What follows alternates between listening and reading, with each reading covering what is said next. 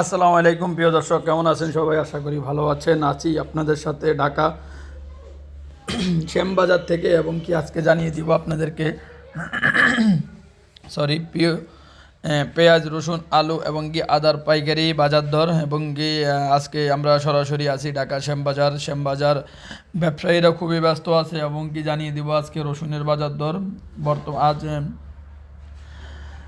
এই ডিসেম্বরের 14 তারিখ জানিয়ে দিব আপনাদেরকে পেঁয়াজ, রসুন, আলু আদার পাইকারি বাজার দর। বর্তমানে দেশি পেঁয়াজ চলতেছে, মুড়ি কাটা পেঁয়াজের দাম চলতেছে যে 180 থেকে 85 টাকা, এবং কি আমাদের হালি পেঁয়াজের দাম চলতেছে 110 টাকা থেকে 120 টাকা করে। প্রিয় দর্শক, আছি ঢাকা শ্যামবাজার থেকে, জানিয়ে দিলাম আপনাদেরকে আজকে পেঁয়াজ, রসুন, আলু, আদার পাইকারি বাজার দর।